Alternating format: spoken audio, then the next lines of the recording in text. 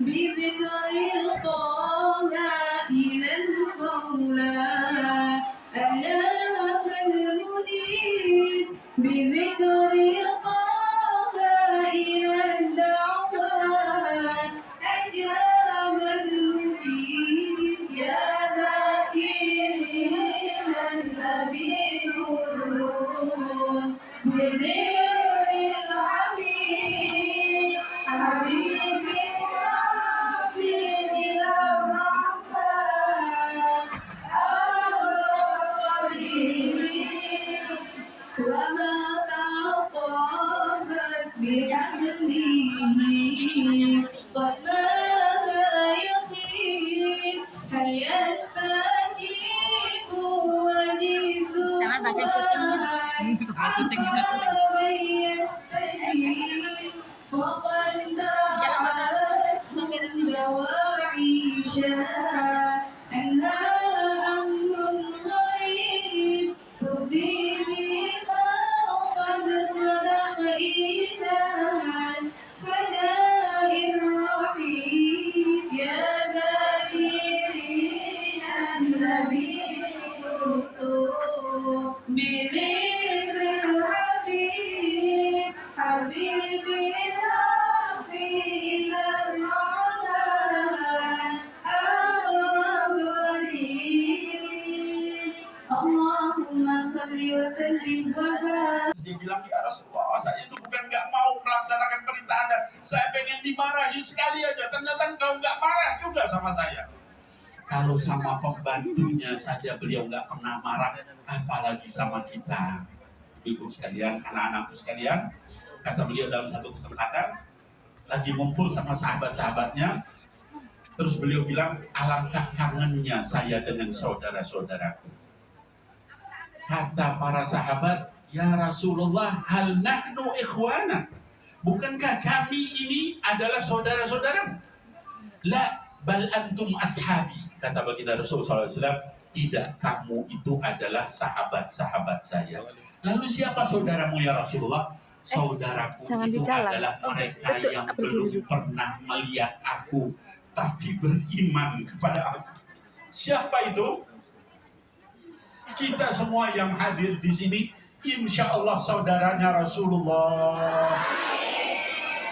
Dan beliau itu kangen ketemu sama kita. Lalu apa yang kita balas sama beliau? Salawat berapa kali yang kita baca? Sifat-sifat beliau berapa banyak yang kita ikuti? Kitab-kitab tentang akhlak beliau mana yang kita ketahui? Mana yang sudah kita baca? Mana yang sudah kita laksanakan? Kalau kita benar cinta kepada beliau, pastilah kita bersungguh-sungguh mengikuti Sayyidina Muhammad Sallallahu Alaihi Wasallam. Nah, anak-anakku sekalian, bukan hanya itu. Dalam satu kesempatan, beliau datang pagi-pagi, sholat subuh ke masjid, mukanya cerah luar biasa. Sambil tersenyum, sambil ini, sampai para sahabat bilang, bi abi anta wa ummi ya Rasulullah, demi bapak ibuku ya Rasulullah, kenapa anda ini, muka anda ini sampai begitu bercahaya? Apa ada firman Allah yang turun? Atau ada apa? Kata baginda Rasulullah SAW, semalam itu seluruh nabi dikumpulkan oleh Allah Subhanahu wa Ta'ala.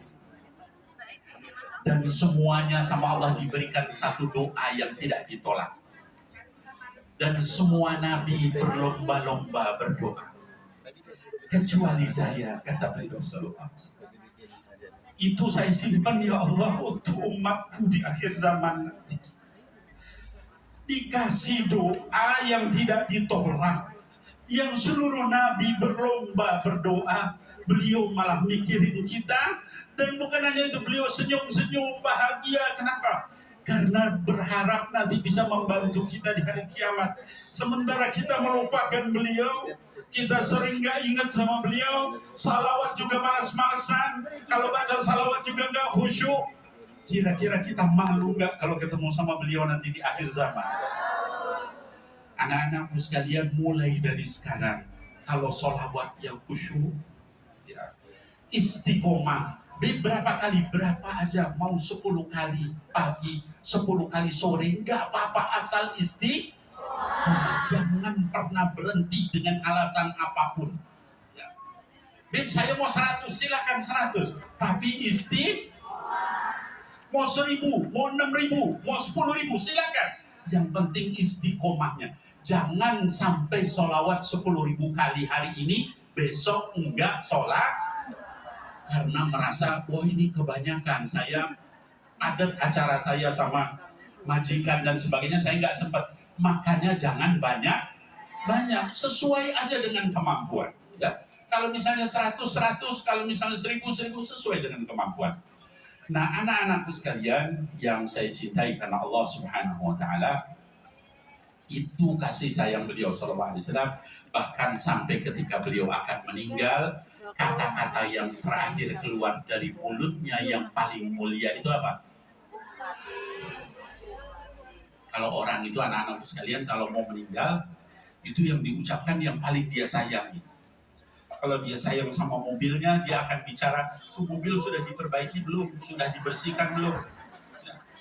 Kalau dia suka sama sawahnya di desa, dia bakal sebelum meninggal, itu sawah tolong diurusin, jangan sampai itu yang terakhir dia ucapkan adalah apa yang paling dia sayang. Kalau anaknya, kalau suaminya, kalau dan sebagainya. Ya.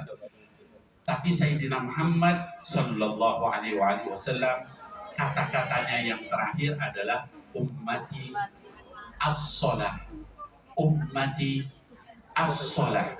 Ya, wattaqullah fima malakat aimanukum.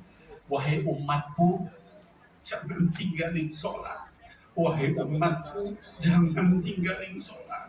Wahai umatku, jangan tinggalin sholat. Kenapa? Karena sholat itu amal yang pertama dihisab sama Allah Subhanahu wa taala. Kalau selamat sholatnya, yang lain selamat. Ya. Tapi kalau sholatnya sudah bermasalah, yang lain tidak bisa menyelamatkan kita. Ya. Jadi jaga sholat kita, anak-anak sekalian. Sampai Rasul itu ketika sebelum wafat, wahai umatku jangan tinggalin sholat, wahai umatku jangan tinggalin sholat. Dan beliau dikatakan pingsan beberapa kali sebelum meninggalnya. Pas bangun apa yang pertama kali? Sudah waktu sholat belum? Sudah ya Rasulullah, wudukan saya. Baru diwudukan pingsan beliau. Ya. Bangun lagi, sudah waktu sholat. Sudah ya Rasulullah, diwudukan pingsan lagi. Saking beliau itu peduli sama sholat itu seperti itu. Jadi anak-anak sekalian, jangan kita tinggalin sholat. Nah, terakhir sekali yang saya ingin sampaikan, anak-anakku sekalian, Habibana Mundir bin Fuad Al-Musawa alaihi rahmatullah, yang haulnya kita peringati pada saat ini, itu tidak memulai dakwah ini dengan enak. Ya. Beliau memulai dakwah dengan perjuangan luar biasa. Saya ini beda 6 tahun sama beliau. Saya kakak beliau yang paling tua. Saya tahu pengorbanan beliau dari kecil. Itu asmanya dari kecil beliau itu. Ya. Umur 6 tahun, badannya Habib Mundir itu kalau tahu kalian semua sebelum berangkat ke Tarim, itu kurus, tinggal tulang sama kulit. Ya. Kurus, kenapa? Karena sering asma. Seminggu 3 kali kambuh, keluar keringat sebesar biji-biji jagung. Pucat, nggak bisa ngomong, nafasnya sudah gitu. Itu seperti itu perjuangan beliau dari kecil. Ketika pesantren itu dibawa ke Jakarta, ke Al-Kifahi At-Taqafi, Habib Ahmad, ya, bin Abdurrahman Segar, itu seminggu 2 kali dibalikin sama Habib Abdurrahman, sama Habib Ahmad bin Abdurrahman. Dibalikin ke Cipanas, ke rumah kami. Kenapa? Takut ngelihat dia kayak begitu. Ini akhuk, katanya, adek antum